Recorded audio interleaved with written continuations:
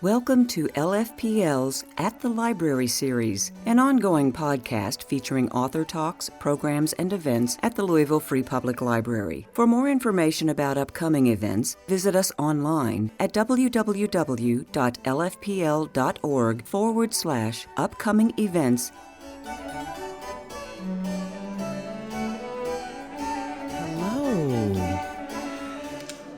Hi, everyone. Thank you all for coming tonight and joining me for this discussion. I'm really excited to see so many faces.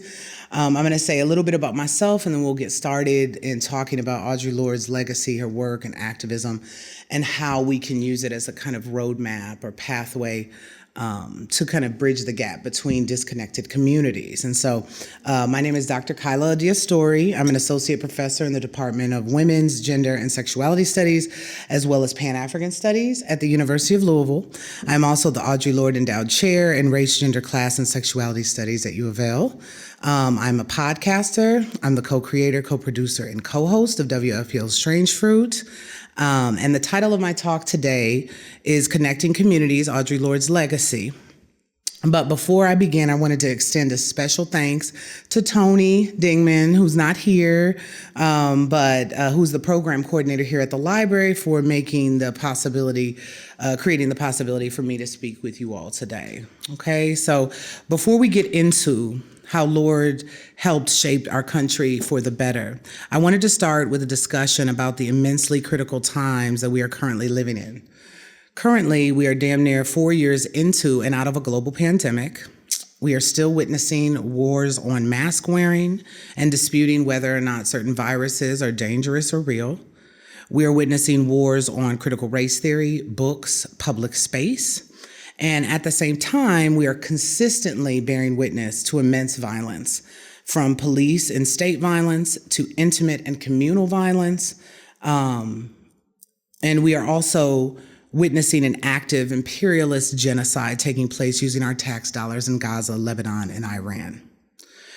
In 2021, we saw a rise in the anti-LGBTQ bills, and according to the Daily Beast, there were more than 250 anti-LGBTQ bills introduced into 33 legislative houses across the country. These bills ranged from restricting healthcare access to trans folks to denying trans kids the right to play sports in their schools. One of the bills even sought to deny all children access to a school curriculum that was LGBTQ inclusive. In 2022, in Kentucky, for example, a number of anti-LGBTQ bills, according to Queer Kentucky, were specifically directed at public education, which would ban critical race theory and teaching, or any teaching or curriculum around LGBTQ identities, as well as another bill that would allow healthcare workers to deny service to anyone for any reason. The 2023 legislative session continued to introduce more dehumanizing bills, and now, in a couple of days, we will decide who the next president of our country will be, and for many of us, we are deeply fearful of the outcome. So, how can understanding Audre Lorde's work and activism help us to understand and fight against the aforementioned turmoil that has begun to frame our lives? Audre Lorde's work is extremely relevant in this moment, as it has been throughout all of our moments of resistance, as Lorde's naming of her multiple subjectivities, Black, lesbian, feminist, warrior, poet, and her anti-sameness stance on intersectional politics, I think will help us all understand that we do not need to be the same in identity in order to form coalitions, fight for freedom, or move our country forward with more inclusion and solidarity amongst different communities. So in 1981, Black lesbian educator and activist Audre Lorde said, "Those of us who stand outside of the circle of society's definition of acceptable, those of us who have been forged in the crucible of difference, those of us who are poor, who are lesbian, who are Black, know that survival is not an academic skill." As an unapologetically queer, feminist, Black Caribbean, Lorde understood what life could be for any individual who was given the label of different. In a society that institutionalized human difference as a threat to the systems of white supremacy, capitalism, misogyny, and the like, survival then for different folks was a deliberate act of utilizing an intersectional lens with which to view oneself as well as others. Lorde's essays, speeches, and activism illuminated the transgressive potential of vocalizing our differences, treating them dearly and tenderly in the interest of inhabiting a better human community. Lorde and her work changed the ideological and socio-political contours of America by foregrounding her intersectional identities with the encouragement for others to do so in the interest of all of us using them as a springboard for freedom. So let's get some background on Lorde. Yay, there she go. So that's actually when she's young, and that's when she's like more young adult teenager over there. But Audre Lorde, born Audre Geraldine Lorde, was a Caribbean American writer, radical feminist, womanist, lesbian, human rights activist. One of her most notable efforts was her activist work with Afro-German women in the 1980s. She spoke on issues surrounding liberation, feminism, racism, and oppression.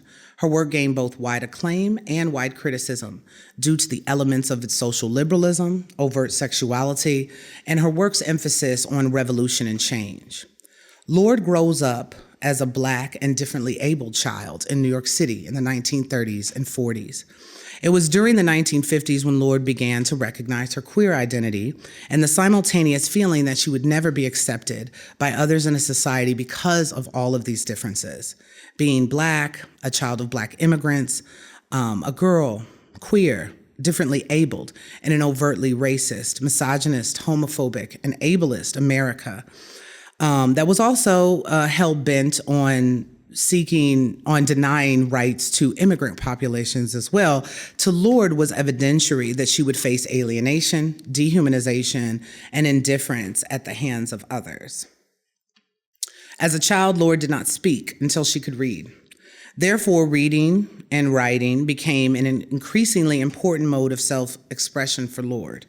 Even as a young adult, Lorde found communication difficult. She always felt as though she could never really truly express herself and her thoughts and feelings, as the expectations of others that they would project onto her person would hold her back. Although Lorde has a tumultuous relationship growing up with her mother, she actually feels closer to her mother than she does her father, and throughout her childhood fosters even a deeper connection to her sisters. Lorde has few friends. As an adolescent, Lorde befriends many of other girls of her own age, such as a group called The Branded, which was a group of mostly white outcasts in her school who bonded over their shared otherness. And her best friend, Jeannie, that Lorde finds, ends up unaliving herself just before her 16th birthday. Simultaneously, Lorde begins to recognize her queer lesbian identity as well as starts to begin to understand her desire to be with women romantically and erotically. From Ginger, that was her first beau, from Ginger to Eudora to Muriel, her first live-in partner, to her fling with Afriquete, all of these relationships teach Lorde many things about herself, and she becomes more self-confident with each relationship. Growing up, Lorde faced poverty due to the Great Depression, as well as lived with the daily fear of World War II. Subsequently, Lorde's adolescence and early adulthood are framed by the paranoia of the Red Scare and the anti-communist hysteria that pervaded the country. Amidst all of this, it is also during the 1950s that society is in the midst of pressuring all people from all communities to conform to limited and narrow notions of normativity. All of this places Lorde at odds with the rest of American society, racially, sexually, and politically. The racism systemic within American society reinforces Lorde's feelings of otherness and impedes her ability to find and make a home for herself. Ideologically as well as physically, Lorde is by herself. Once she identifies as a lesbian, she struggles simply to survive within a society that is openly hostile to her. In this way, Lorde's life is characterized as a story of survival against all odds. The hostility and rejection that she faced communally, politically, socially, and emotionally due to her various differences is really at the root of her activism and work around difference. This is essentially what ignited Lorde to write in the way that she did, right? So I believe when Lorde publishes her book, Sister Outsider, Essays and Speeches in 1982, is when we first get a sense of intersectional theory and research. So Kimberly Crenshaw is the professor and theorist who synthesizes and really defines in a concrete and accessible way what intersectionality means based on case law. But in all of my classes and also in my own work, I argue that intersectionality as a praxis has been a Black feminist praxis and endeavor since the initial articulations of Black feminism, which literally started in the 1800s. So before the Grimke sisters, before abolitionists even decide to become suffragists, you have a tradition of Black feminists kind of talking about race and gender at the same time. Lorde, of course, inherits this work, picks it up, and as I mentioned before, her naming of her multiple subjectivities was a way for her to call on others to look at their own lives through their own lenses and their identities to see how fair, unfair, just, unjust their lives were based on things that they couldn't control or prevent, right? So in her essay, Scratching the Surface, Some Notes on Barriers to Women in Loving, she states, as women, we have been taught to either ignore our differences or to view them as causes for separation and suspicion, rather than as forces for change. Without community, there is no liberation. In one of her most infamous essays in that same volume, The Master's Tools Will Never Dismantle the Master's House, Lorde discusses how within a movement for justice and change, there cannot be fear, intolerance, or lack of understanding when it comes to difference. I mean, Lorde's main objective is that she wanted to create coalition builds and bridge the gap between feminists of different racial backgrounds and also different orientations and gender identities, right? However, it was difficult organizing across those lines when other feminists weren't aware nor could articulate their various intersections, right? Meaning that because their identities and social location put them in a place of privilege, whether it be in regards to race, whether that be in regards to sexuality. And so there was no interrogation on the part of many mainstream white feminists that she was working with initially to kind of interrogate their subjectivities and how those subjectivities shape and frame the lens with which they see the world, right? And so it takes a while for this to happen, but it eventually does. And so there's a thread and a theme throughout all of Lorde's published works, and that's the idea that differences are necessary, unharmful, right? Differences aren't harmful. They shouldn't be something that should be scary to people. They should be something that are embraced and literally like vocalized and talked about and unpacked in order for us to kind of build solidarity around freedom and liberation that's inclusive to multiple identities of people. So she contends that all people must work from within their own center, which to Lorde meant their own identities, right? So Lorde's call was not like, make sure you know all this Black history. Make sure you know about Black lesbian identity, right? It was about those people who listened to her story learning about themselves, right? When is the first time you were taught an idea about racism? Right? When were you introduced to racism? Because usually it's at the personal level, correct? Right? I mean, this is something that's introduced to us through churches, through schools, through families. So when was your first encounter with anti-Blackness in your family? Right? So we can't deny those things in order, right? If we deny those things or act like they don't exist, then we cannot form sustainable coalitions, right? Because you got somebody lying. Right? You have someone being dishonest, right? And again, privilege does not mean that one's life is made better, right? Especially when we speak of race. It just means your life is not worse because of it. Do you see? That if you're denied a loan, it ain't got nothing to do with your race, baby, right? It got to do with that credit score and, other things, you see? But when African Americans or people of color or any other minoritized people go into different institutions to interact with them, we can't know for sure what our rejection is based on. We don't know if it's anti-Blackness. We don't know if we're getting seated in the back of this restaurant because the servers are in the weeds or if it's because we Black people, right? And that's a lens that I am kind of take with me all over. And I can't break away from that because it's the society I live in. Even if I were to travel abroad, I'm concretely aware of my Blackness, right? And so when one is not aware of either their racial identity or their gender identity, it's usually because that identity is seen as normative in our society. It's seen as regular, it's seen as ordinary. And so therefore the individual doesn't interrogate, doesn't think about, right? And so this is what Lorde is trying to get folks to do. And not based on her identity, but based on their own, right? Because we can really understand ourselves if we start interrogating where we learn about harmful practices, harmful systems, and where we learn to be afraid of people that are different from ourselves. When does that first come up for us, right? Within that same essay, Lorde discusses how she was always constantly being encouraged to pluck out one aspect of herself and present that as the meaningful whole, eclipsing or denying the other parts of herself. She continued that in terms of movement work and struggles for freedom, that there cannot and shouldn't be a focus on one aspect, nor should a movement for liberation only be about one issue. She states, we cannot have a single issue struggle because we do not lead single issue lives. Lorde believed that it wasn't a fear of difference that put folks at various oppressed identities at the margin, but the fact that there was institutionalized rejection of this difference, and that rejection was an absolute necessity in a profit economy that used outsiders or folks that we deem different as surplus people, right? The people that do the work we don't want, the people that, right?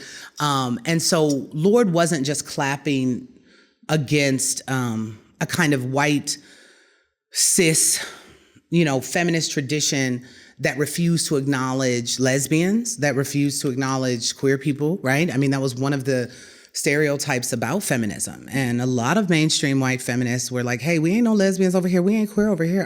Right? They were like, girl, go on, right? Go somewhere with that. We don't want these men thinking that we prefer y'all because we don't, right? And the lesbians like, girl, ain't nobody say nothing about that, right? Like you can be straight and be a feminist and be against, anti-fem culture and patriarchy. That's all well and good, right? But don't somehow use our sexuality to weaponize, to use that and weaponize that against us to make us feel somehow we can't articulate feminist ideas or transgressive ideas because of that. And she was also battling this idea that because she was a Black lesbian and because she was a feminist, that her queerness and feminism was being seen as antithetical to Black liberation movements at the time, right? Whether that be civil rights or that be Black nationalism, right? Black nationalism comes in vogue at the late 60s, right? It all kind of comes about because of the assassination of King. So you had Stokely Carmichael, right, who ends up changing his name to Kwame Ture, who was the leader of SNCC. And as soon as King is assassinated, he kicked all the white people out. He's like, bye. He kicked them all out. There's no question, he kicks them all out of Student Nonviolent Coordinating Committee. And he makes this charge saying now it's the time for Black power, right? And Black power was essentially a cultural nationalist theory and praxis, which exalted Blackness from the confines of white supremacy and colonialism and legacies of enslavement. And there was nothing wrong with that, right? They were reclaiming Black art, motifs, clapping against stereotypes. The issue, right, was that their concept of what was authentically Black or what meant Blackness or what meant for one to have a strong Black consciousness was that one was not queer and one was not feminist. And even by the time I get into my grad program as a grad student, years after Lorde's death, that's what I'm told. Ooh, child, this is a funny time. So I had to end up teaching them, even though I was a student in the department, I had to introduce them to the Black feminist tradition, right? Because they did not want to talk about how, and what Lorde talks about, these horizontal lines of power. The fact that we live in a society that is so dehumanizing, that gives us no access, especially if we're minoritized in any way, that we end up infighting, right, with one another instead of actually going against the main harmer, essentially. So you had Black nationalists who want to bring about Black freedom and liberation, and then you have Audre Lorde saying, I'm bringing about Black freedom and liberation, and they're like, nah, not with that gay shit, though. You ain't doing that. Right? And not with that feminist bullshit. Feminism is for white women. Right? This is what they're telling me in my grad program at Temple in Black Studies. So I'm like, who said that? And they said, that's what it is. It's like, well, Maria Miller Stewart and Frances Ellen Watkins Harper and Ida B. Wells, they're all writing to this this intersection of race and feminism and gender in the 1800s. So what do you mean? Right? Is that your exposure and your knowledge of it, that's what you think it is, but it's not. And so Lorde is kind of going against both. What she wants is solidarity between camps of feminists, between camps of queer folk, and camps of Black folk. She wants us all to get together to all recognize that these harmful systems, the system of classism, racism, sexism, are all working together to suppress us. And what they want us to do, their main goal, is to distract us from them, right? Distract us from the fact that we all broke and they control 300% of the wealth in our nation. Distract us from the fact that they living real good. Got universal health care, right? Universal health care for Americans is outrageous, but they got it. They got health care for life when they are elected to Congress. They also got that salary for life, right? So don't think nothing about them. Think about you as a gay person hating on the trans person because the trans person being alive makes straights uncomfortable. This is what Lorde's work was about. It was about calling out those things, right? One, she saw them as a profound waste of time. Two, they were literally a tactic to her to separate communities. And when you separate communities and you move on to this idea of rugged individualism, you literally take away the power in that community, right? And you end up making more socially controlled human beings who just kind of follow the leader or do what they're told, right?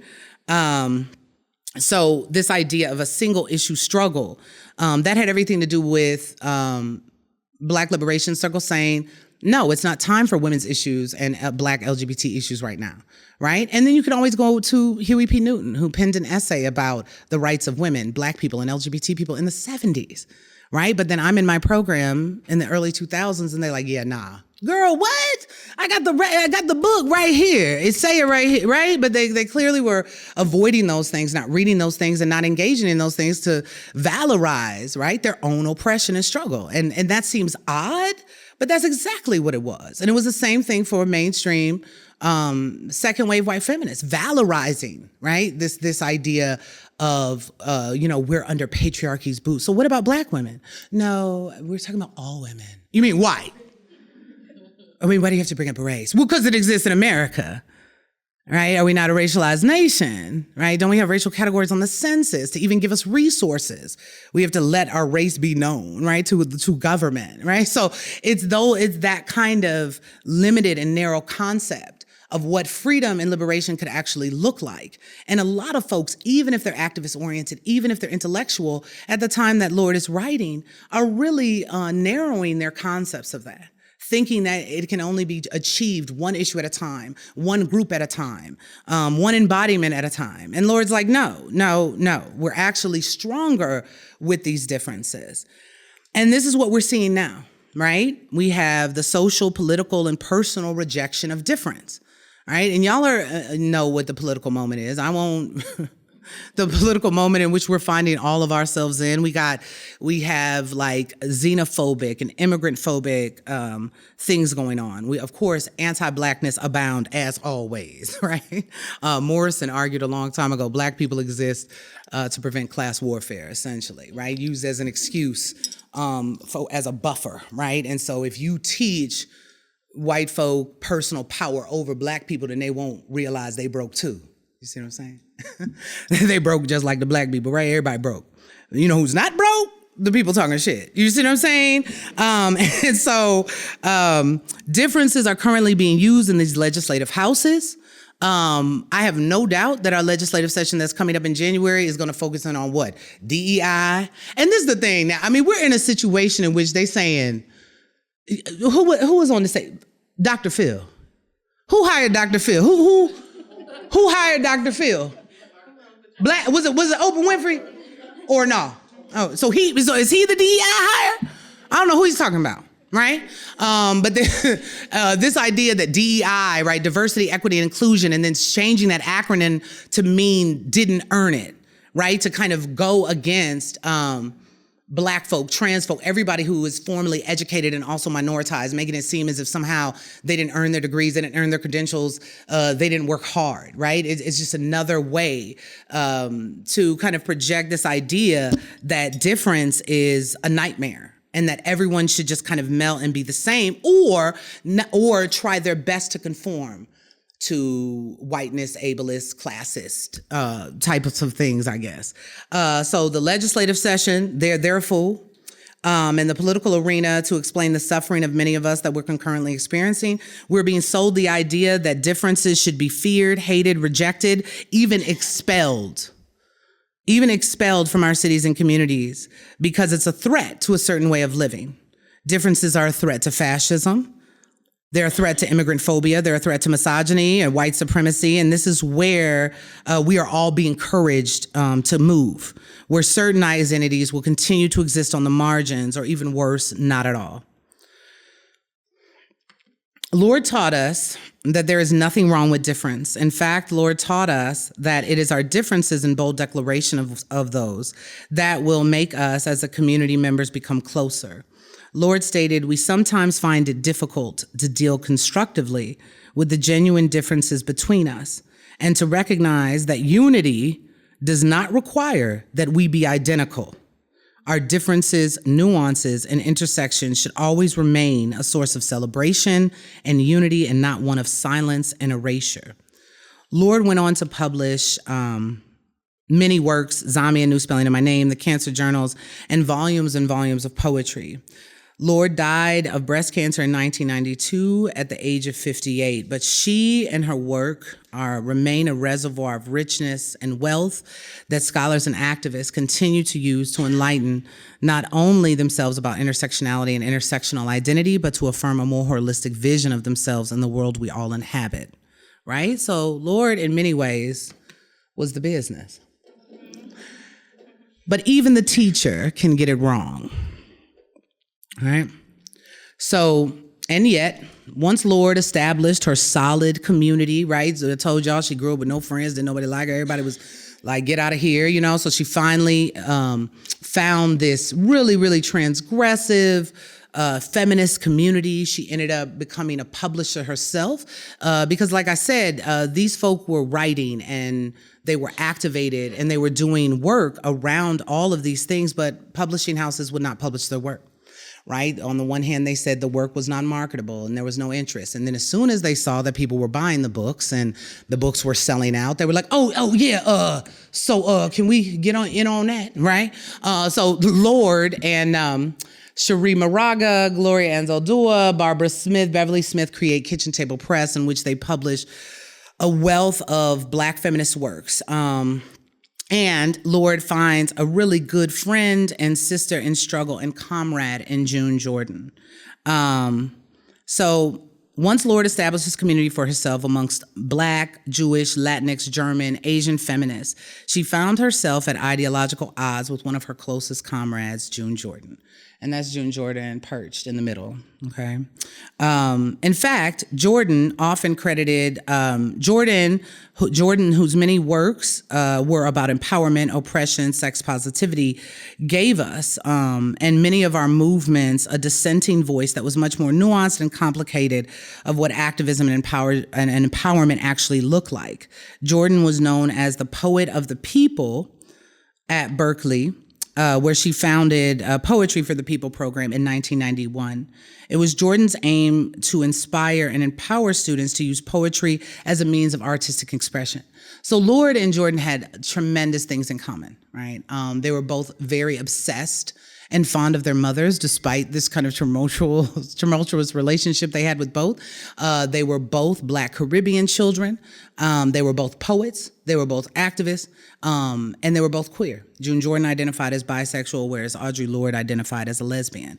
And they vibed on so many things ideologically, around institutionalized rejection of difference, being anti-sameness when it comes to intersectionality, like being against us being the same. They really had a vision of freedom and liberation that was like connected to one another. But in 1982, June Jordan pens a poem called Moving Toward Home, where she states, "I was born a Black woman, and now I have become a Palestinian. It was the Israel invasion of Lebanon that year, 1982. Think about the current moment we're in 2024. It was the Israeli invasion of Lebanon that year and the Israeli-backed massacres at the Palestinian refugee camps of Sabra and Shatila, which called Jordan to write this poem. According to Black women radicals, June Jordan's poem, which expressed solidarity with the Palestinian people and their right to life and self-determination, made a commitment to naming and denouncing the Palestinian genocide in the early 1980s. And continued this charge through the end of her life, and it became a defining part of her radical Black feminist position.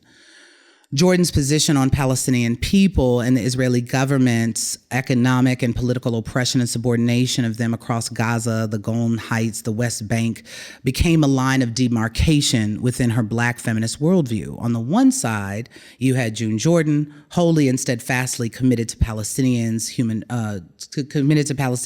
rights against settler colonialist system that arose out of Zionism. And on the other side, you had other Black feminists, namely Barbara Smith, Adrienne Rich, and Audre Lorde. So Adrienne Rich is down there at the bottom. I couldn't find a younger picture of Adrienne Rich, but I did. But she looked too innocent. You know what I mean? So I was like, nah, girl, you gonna get this big age pick, okay? So nah, just kidding. She changes her mind too. Same with all them. They change their mind, but okay. So in addition to her poem in 1982. Jordan penned an open letter criticizing her and Lorde's close friend, Adrienne Rich, who had taken a Zionist feminist position at the start of this Israeli and Lebanon war in 1982 and essentially equated anti-Zionism with anti-Semitism. What is the moment we're in right now? Right? Any criticism of Israel is what? Right. Y'all know. So Audre Lorde, Barbara Smith. Now keep in mind, Lorde and Smith and even Jordan, they had all built these multiracial coalitions for liberation and for justice. They had spent years working to form these communities and these collaborations across lines of difference. They, Lorde is saying like, look, like, let's embrace it. The Afro-German feminists, they like, yes, we're doing it. The Jewish feminists, hell yeah. Like everybody is on board. Everybody loves it, right? And it took a lot of work, probably, and a lot of painful conversation. But Jordan said she don't care about that. He said, either you're against genocide or you're not. Either you're against apartheid or you're not, like Ta-Nehisi Coates just said, right? Basically, Audre Lorde, Barbara Smith, and other Jewish and Black feminists refused to publish Jordan's letter. They said, no, girl, we're not publishing it. And they claimed that it assassinated Rich's character, even though Rich had wrote what she had wrote, right? But they said, we ain't publishing that. And they said that Jordan's letter promoted division between Black and Jewish feminists and demonstrated insensitivity to Jewish people. Although Jordan took responsibility for Palestinian suffering as a U.S. citizen and taxpayer, right? So she acknowledges this, right? That, hey, I don't want my tax dollars to be used for war. I don't want them to be used for genocide. I don't want them to be used for weapons. Like, no. And so she puts this in the poem, but in their mind, that wasn't enough, right? Lorde and others were more concerned about Rich's hurt feelings and the assassination of Rich's character than they were about the Palestinians, okay? It was not until, there's Rich right there, and then there's Jordan. It was not until 11 years later, 1 year after Lorde became an ancestor, did Jordan finally pen a letter to her friend, comrade, and sister in struggle. So from 1982 until Lorde dies in 1992, they stopped speaking. Okay. They never connect with one another again after this instant, right? Now, this is a person who say, hey, not just physical differences, but even ideological ones. We can find common ground on those things.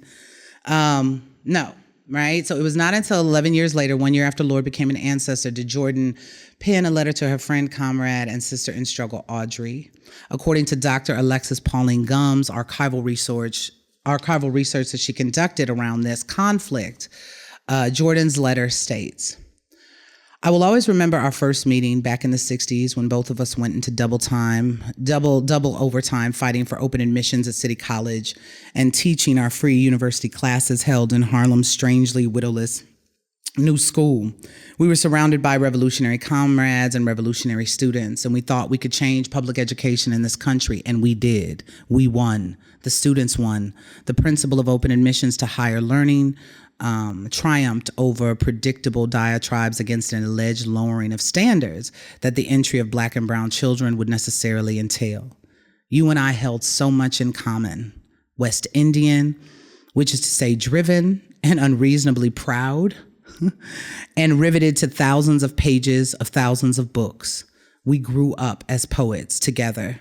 We grew up single Black mothers at war with poverty and racist violence. We came of age not quite trusting our own beauty, but stubbornly determined to find the origins of our strength and the wellsprings of our grace inside the large, dark eyes that opened up the mystery of our own mothers' faces. And you lived that difference, right? No. And as you righteously lived your free and fearless life, you wrote such beautiful, grand, great poetry, Audre, and so many powerful new sentences to teach so many how to stand in the truth of their dreams and desires. And you lived that difference, and the example of your courageousness and powerfully gifted life inspired and inspires young poets, young men across America. And I look to you at different points okay, I'm like skipping, I'm like excited. At different points, our lives diverged, as did our chosen paths for struggle. But we did not ever disentangle from joined combat against the hatred and the alienation of all bigotry. And then breast cancer came to claim your life and suffering, and with terror, and at last with death. So have our lives converged once again as I now battle against the same dread, difficult intruder. And I look to you, my sister, with a full and trembling heart. Here are my flowers for you, blooming like jasmine. Here is the flame of my faith. Here are the words that death cannot spell or delete. Here is my love that I place in your capable hands until we meet again face to face. I know, it's like so sad. Jordan's loving, politically generous, and regretful letter to Lorde after Lorde's death points to the difficulty that we all have, even the teachers, in recognizing the humanity in others. How all of us find it difficult to consider differences as a good and vital thing for our communities and for our future. Jordan recognizes her and Lorde's missed opportunities for reconciliation because of their ideological differences. While they both were still living and still here, they had so much more time to keep building, keep striving. I'm not sure who comes around to embrace Jordan's position first when it came to Palestine's freedom, but all of them do. Rich, Smith, all of them changed their minds. And see Jordan's work and insistence about Palestine as a teachable moment for themselves, right? I think that in Jordan's letter to Lorde, she really shows that she's regretful that both of them missed years of loving one another and celebrating one another because they refused to acknowledge the humanity, not only in each other, but also in who they were talking about, the Palestinians themselves. And the reason why one is particularly relevant to this current political moment that we're dealing with right now, but also because I think that Lorde, one of the greatest things about her own legacy is that she never at any point, and including this example, even though she pays Jordan dust for several years, like she paid her dust, she isn't completely resistant, even toward the end of her life, even being riddled with cancer, even suffering like medically and physically, to this idea that, oh wow, June was right? And I need to have a much more expansive and international idea of humanity. In as much as Lorde was doing that with Afro-German women, and did that. This was a moment in which difference, right? In this case, ideological difference, served as this barrier and border for Lorde and this community that she really, really, really sought out and worked toward, and let that come between, as opposed to trying to listen to Jordan's position, as opposed to doing her own research about Jordan's position, or just even trying to talk to her about why they feel opposite ways about this and really get to the root of why that is. Because oftentimes we, even as people, just take positions because somebody that we loved or somebody that we cherished or somebody that we respected said that that should be our position. And we don't question it because we love and respect those people, and questioning that belief or that idea means to discount them in some way. And that's just not the case, right? Being taught lovingly by someone, if that teaching is about bias or, in any way, racial animus, gender inequity, right? Maybe, we should all be open to learning from all different pathways and all different avenues if we have a vested interest in much more freedom for ourselves as individuals and community, right?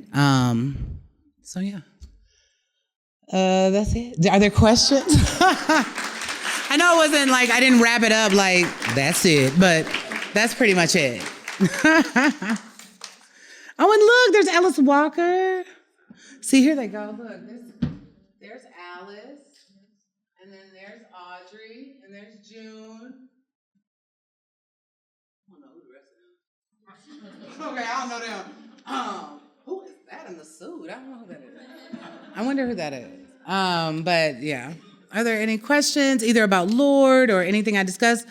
I mean, I just kind of want you all to the takeaway from this is that we're in a really deeply divisive social, cultural, and political moment of division, where our human differences are questioned as to whether or not we're worthy to have a certain position or to argue for a certain position, or whether our voice even matters. And so I think that it's really enlightening to look back on not just Lorde's work, where she's interested in kind of amplifying our differences as a springboard for change, but also in the interiority of her own life, in which this was a struggle for her as well. I think oftentimes if people are able to name various identities, or they come or appear in a certain way, they're seen as like, oh, they're the definitive expert on, right? And that's not necessarily the case, right? Lorde was into reading and writing and into learning for the rest of her life, and she continued to do that even when she was resistant to it, right? Because she's like, nah, I'm not vibing with Jordan, I'm vibing with Barbara and Adrian, And inevitably, they lost that time with one another, especially due to the fact that everybody else comes around later on. So it would be interesting if they were able to have an actual conversation about the positions, as opposed to this like, no, yes, right? And I think that that's what's going on right now for us on personal levels and all types of levels. Go ahead. So the collective that you talked about, was Oh, yeah. A lot of reading. And are there, from what you've seen in Louisville, spaces like that where it's a mix of scholars and non-scholars, or just discipline-wise, if there's a mix? Because a lot of times when I'm in a book club or something, they're all kind of the same profession or the same educational background. I got you. Yeah, no, and these groups, and these groups of Black feminists, no. And I would think that even Lorde, Lorde had a degree in library science and she was a librarian, but she had all types of jobs. She worked at a factory. This is where she kind of deduces where her cancer comes from, is working in this factory with all these like kind of toxic chemicals. But if they were formally educated, they took a non-traditional route to become educated formally, like going to college late or being adults or having a job and also going to school. And it was a mix. A lot of feminist conscious raising, especially in the early beginning, were about just lay people, folks who might have gone to college, maybe didn't, right? But they knew that injustice abound and inequity abound. And so they would have gatherings and talks with one another. So no, nobody was exclusively, like, they weren't all writers or all, right? There were many activists involved in the movements the whole time and the whole way. But I agree with you. It's hard to find a mix of folks to talk about these ideas where they are coming from different backgrounds, where there's some scholars, some activists, some creative, artists, that in that way. But they certainly were able to do it then. I just think that, some of this has to do with like, even this idea of public space. Like, a lot of us don't even feel safe, like being outside and like, and we're afraid. We're starting to be afraid of like each other for whatever reason, Yes. I wanted to ask you a couple of questions, but in receiving the notice about this, you can hold the space, so to speak. But the notice from the library said Dr. Story will discuss Lorde's legacy of using our collective differences as a springboard for social change and explore Lorde's transgressive strategy as a means for us to connect with one another across community lines. Mm-hmm. So when I read that, first question is regarding if we have to say community lines, has the law already been established? Yes. And the second part of this question in some aspects is you use right, Yes. right, but you never said left. So in trying to engage a class or people to awaken, if we have learned within a culture of laws with balance, how do you get beyond the question of scale in terms of the swinging balance versus a fruitful, deeper space to realize your humanity? I think I did, right? Because I talked about various human identities, and those human identities are socially located in our culture in America in different social locations. And that could be a privileged space in certain aspects. That could be an oppressed space in certain aspects. It's just the way that it is legally, emotionally, socially, certainly. Racial animus and anti-Blackness is a real thing. White privilege is a real thing. Cis privilege is a real thing. These things are real. And so I think that what my call was to get people to start thinking, the people who are saying, hey, trans people are bad, immigrants are bad. Well, what's bad about you? What about you, right? There's no interrogation when it comes to folks who inhabit normative identities or identities that our society deems as normative. So there's not a lot of unpacking about anti-Blackness from white people. They rarely know Black history. They rarely know Black culture. And they're disinterested in that, right? Because they somehow think that they're disconnected from that, but Black history is American history. And if you're American, it's connected, right? So it's about getting into one's own center and then expounding that outward, like actually learning about yourself, like learning about the history of the country, like learning about Thomas Jefferson, not just that he was a founding father, but he was a rapist, right? I mean, those kinds of things.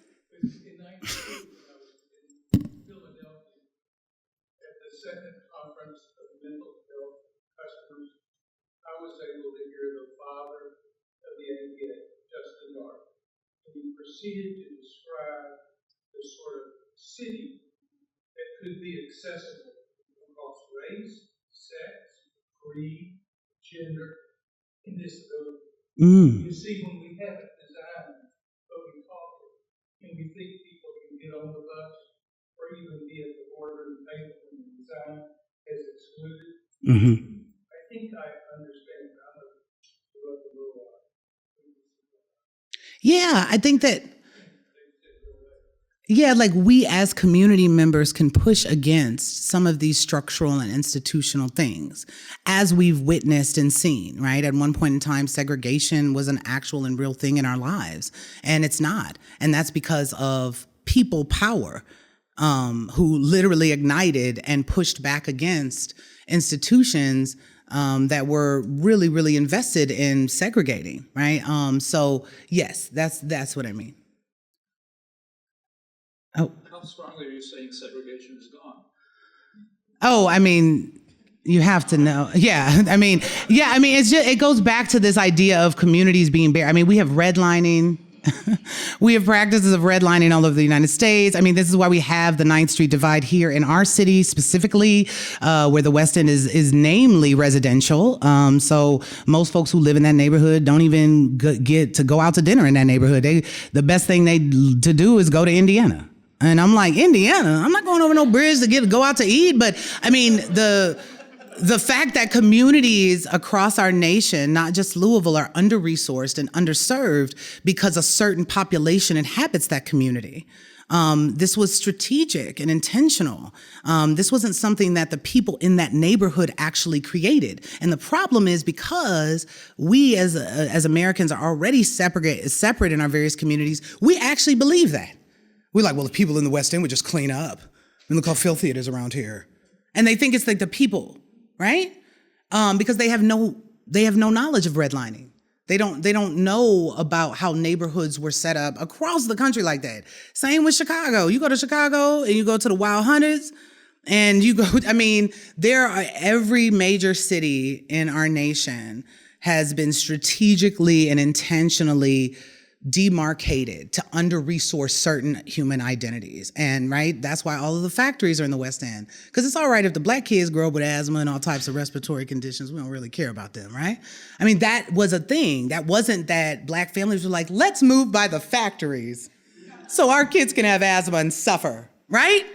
So it was like a structural thing. This was a plot and a plan. White supremacy is an extremely long project, and it's not yet complete. And it keeps trying to do that. And we're witnessing that right now. Somebody had their hand up. I did. I was just going to say to the gentleman or anyone with the same questions and implore them to learn about Louisville's history. Because as you just said, the 9th Street divide is not gone. It's still there. The way that Louisville's history of housing, or how you just brought up, let's move towards the factory. We have Butchertown and everything, and some people will banter back and forth. Well, they had poor whites. Well, yes, they moved those people in poverty towards, the poor conditions because, well, you know what? Some of you got too much money and you're too close. We're finding that out now with people moving to the eastern end, and I'm from Elizabethtown, and there are people that are leaving that area and coming to Elizabethtown because they have no desire to be around those types of people or that environment. For you to learn about your own history and your city. Oh, thank you. Loved it. Yes. Where do you recommend starting with writing? Oh, that's a great question. Oh my God, so much of it is so good. I would actually start with Zami. Her really to me, Lord's most profound work on difference doesn't take place in Zami, because Zami is this basically story of her entire life, and how she becomes who she is. But I think that it really, really foregrounds the reader into this really kind of evolution and journey that she has with understanding her own human differences and being able to create community with people who are different than herself, and how that ends up like sustaining her, fulfilling her. And so I would go Zami, like if we go back, let me go back to the books. So I would go Zami. I would go Zami. I would go Sister Outsider, Black Unicorn, any of her poetry volumes. Excellent. Brilliant. And you can kind of start those anytime you want. Her poetry is really, really good.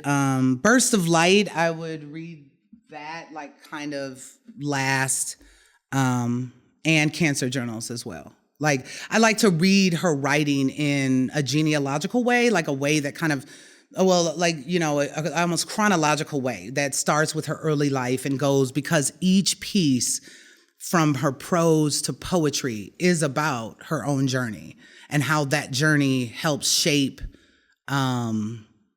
those around her, and herself. And so I'd like to read her that way. But you could certainly, the thing that's great about Lorde is that she was so accessible.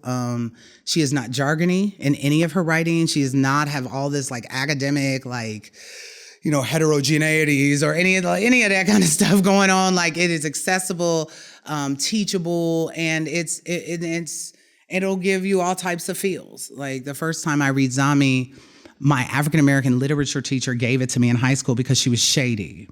Yeah, she was shading me. She was like, I think you gonna like this book because you a lesbo. I mean, that's how I felt, right? Because I was like, I wasn't like kind of like I hadn't invited anybody in or out in any way, but she like, yeah, here you go. And I was like, lesbian, right? So like, it was a read. It was definitely a read.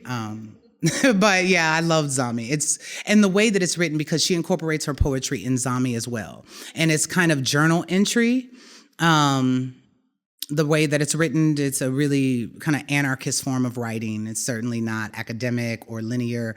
And that's why she calls it a biomythography. And not because there's no actual myth in it, but the myth is her recalling her own childhood memories and not trusting herself with her own mind about her childhood memories. I do it with my students all the time. I'll say, like, because I come into like a lesbian identity early and I'm still a lesbian now, right?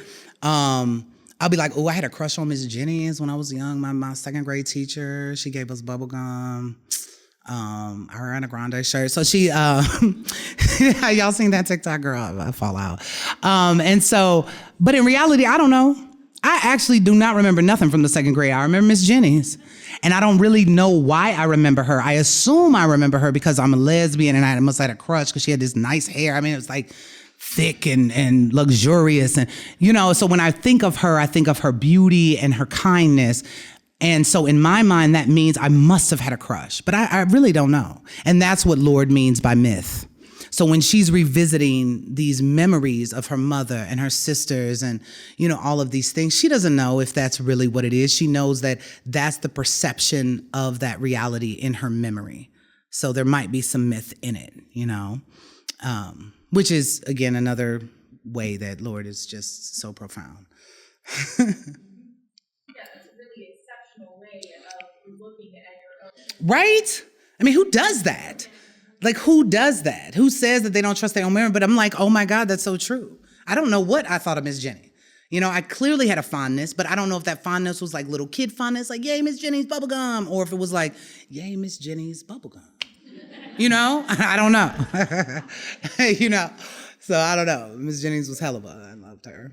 Go ahead, Mo. It makes me wonder when you say that, like, if she would have had the gift of more time, would she have come around on her stance when it came to Palestinian people? Because, you know, in some ways it seems so incongruous with everything else, but then when you talk about her own life experiences and how much they shaped her work in terms of the difference in never fitting in and not feeling included and recognizing that. I almost wonder if that's the same reason why once she had found her tribe, it was so threatening that there was something Yep. that might break that up. But I wonder if she'd have more time to reflect back on that if she would have come around. And I also think it's just obviously you're not throwing out all of her work because she had this stance that you would disagree with, because a lot of us would disagree with.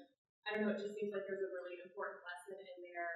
The time we're in today about how we're all human, no one's going to get it perfect, and who Right. knows if she had had another decade on this earth, like what her insights might have been.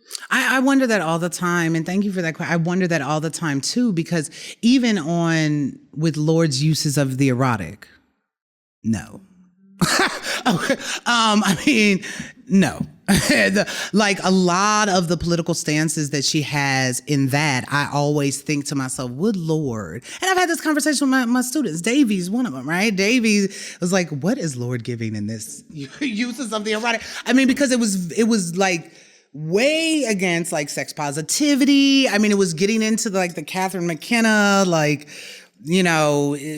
McKenna was like, believed that all sex with men was like rape, she was a wild girl. Just believed in like no agency of people at all if they slept with men. And so like, again, these stances, these kind of like, this is the hill I'm gonna die on. I just wonder, would Lorde have changed that? Now, according to Barbara Smith, right? Barbara Smith said that it's not that her and Jordan didn't speak at all. They felt like they would show up at certain events. They would like nod and say hello because they were still community organizing.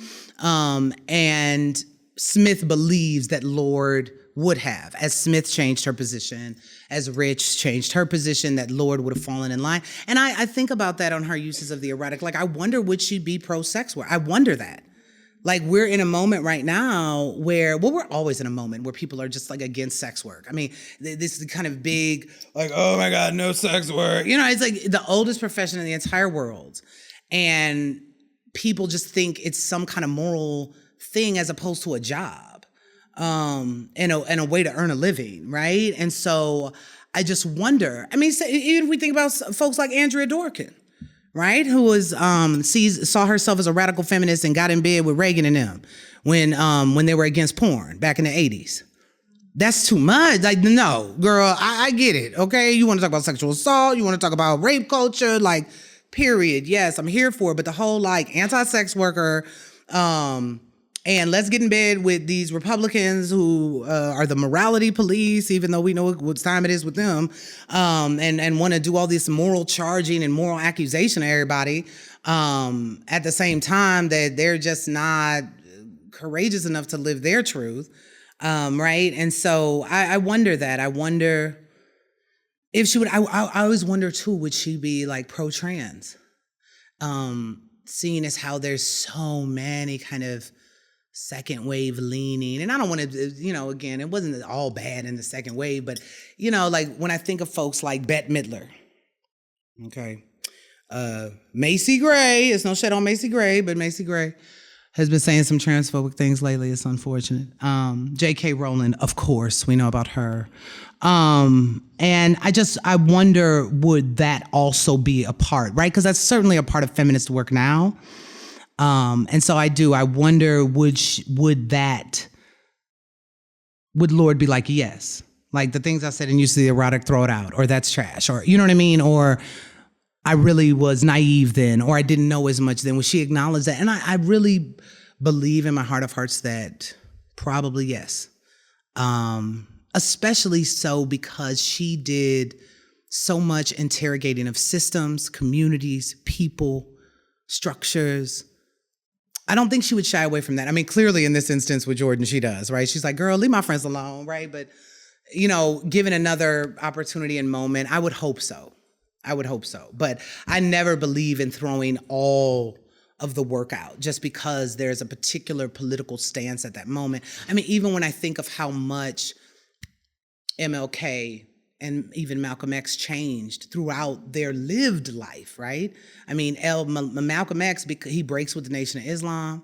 He becomes El Hajj Malik Shabazz. He's like, all of that stuff I was talking with the nation, like, nah, right? Like, I went to Mecca and I was worshiping with other Muslims, and we were all these different races and different experiences, right? I mean, so, or how King becomes a leader that's into socialist democracy and starts running poor people's campaigns and starts talking about class as the thing that ultimately divides all of us, right? I mean, so their trajectory, even using them as leaders in the short time that they were leaders and on earth, they change, we evolve, and we continue to grow and learn the more information that we engage with. I mean, you know, so I would hope so. Go ahead. How do you process the individual speed of decision making to then the organization, the group level, in terms of a growth curve or the speed? Because to me, there's a certain pressure in the shifting in the tempo, the rhythm. I think maybe comes from the soul, but to go from an individual thought process to the collective. How do you process that?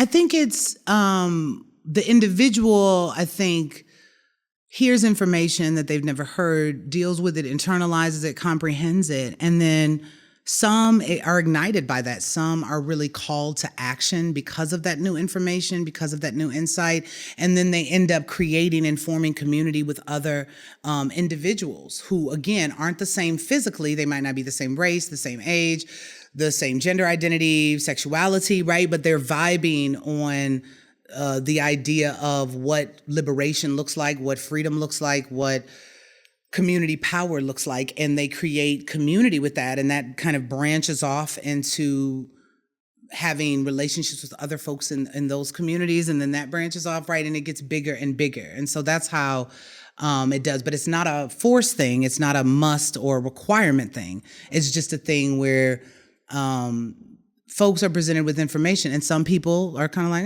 they're apathetic to it. Like, yeah, I heard it. We're racist. Everybody's biased, right? And then some people are like, oh my God, yes, right?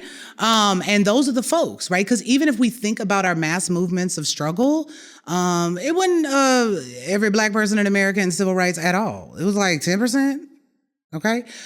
So all that footage that we see, that was not entireties of Black community. It wasn't entire Black communities participating. There was a lot of people like, get on the bus, girl, you kiss my ass, I'm going to work. Right? Martin Luther King ain't paying my check. He ain't paying my more. I mean, so nationalism, feminism, trans justice, like it's not everybody and all members of that community who are ignited to try and shape and change things. There's a lot of folks who are minoritized or oppressed, where they be like, girl, I ain't got time for that. I ain't doing that. I'm disinterested in that. I don't want to. So it's those small groups of people, those small individuals who then connect with other individuals who are seeking the same thing, seeking community and solidarity, regardless of identity, and more so connecting because of politics, right? David. Do you think that direction towards Zionism comes from her solidarity building with Afro-German? Do you feel like it also plays a part in the, I guess you could say, who she desires, like romantically and sexually? Oh, you said that's Shay, honey. Yes, David, yes. I think it's all that. I think, I don't know if it's necessarily the Afro-German women, but I do think that once one begins to engage and push back against problematic things in our society, that they grow a deeper investment in said society. And so I think that her kind of misguidedness around Palestine and what Jordan was trying to say had everything to do with her claiming American imperialism as her own. Not thinking of it as American imperialism, but I'm an American. And these are our allies, period. That's it. And I'm connected. I have an ownership in this. I have a hand in this. And then maybe it was about, What you trying to do? Like, I'm not about to alienate these, some of these, my Jewish friends, I ain't alienating. They cute, they sexy. So I definitely think it could be that as well.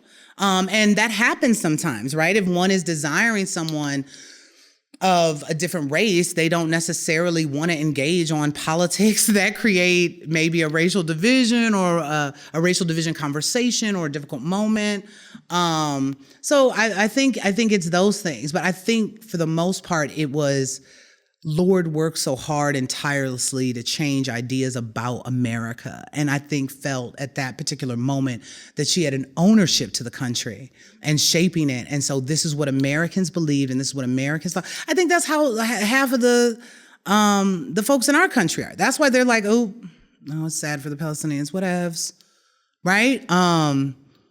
Because they feel invested in whatever their government is telling them to feel invested in or whatever they're emphasizing. And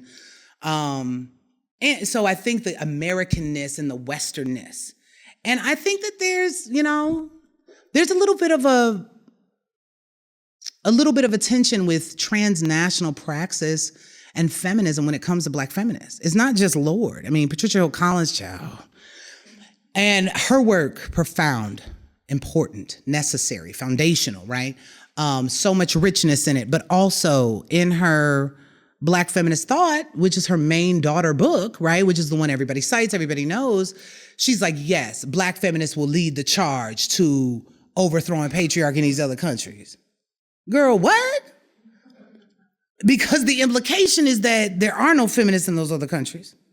There is no feminist organizing or practice in those other countries. And that somehow you, with your Westernness, is going to come over and enlighten folk, right? And how is that not different than a missionary's type of position? Do you see what I'm saying? So there are these things that in reading over the years that I've found, and I'm like, girl, no. Just like we talk about Alice Walker, child. We know already. I mean, but even before her recent kind of tirades, when she does that awful documentary Warrior Marks, and compares her eye to circumcision, girl. Or stealing her daughter's girlfriend, too. I mean, yeah, y'all know that? It's shade. You can find all sorts of stuff on TikTok, honey. I didn't know that. Yeah, Rebecca literally brought Tracy Chapman to the crib. And Alice was like, thanks. And Tracy Chapman was like, see ya. You know what I mean? It's very fascinating, very, very drama. You know what I mean? But so that was wrong. You know what I mean? Stealing your child girlfriend.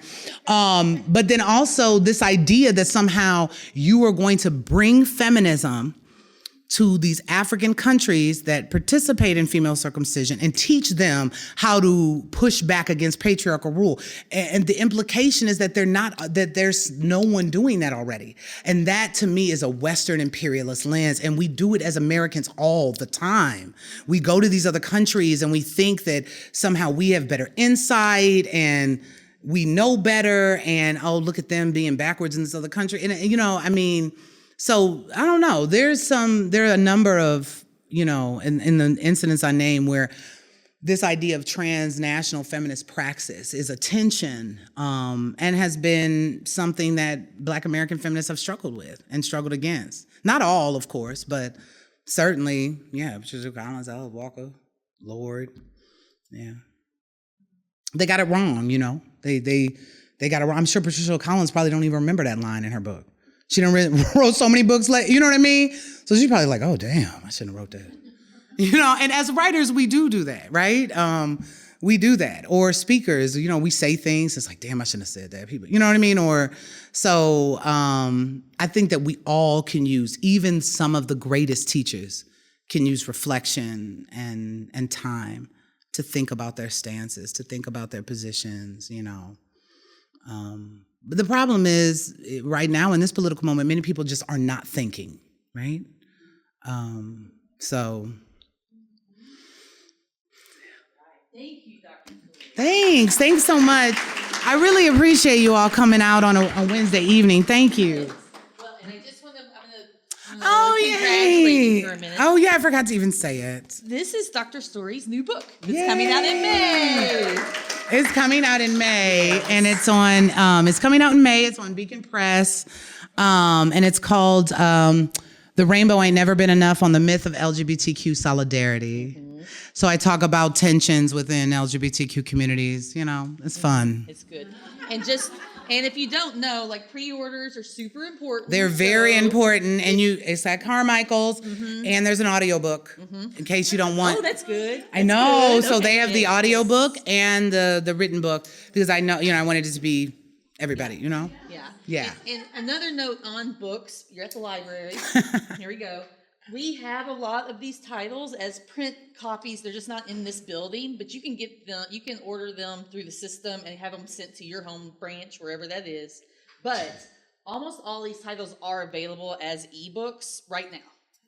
And you can use your library card to use ebooks, and there you go. So all that's available to you. And if you don't have a library card, you can go get one upstairs right now. All right? Very Thank good. you, All right, Tracy. thank you. So thank you. Thank y'all.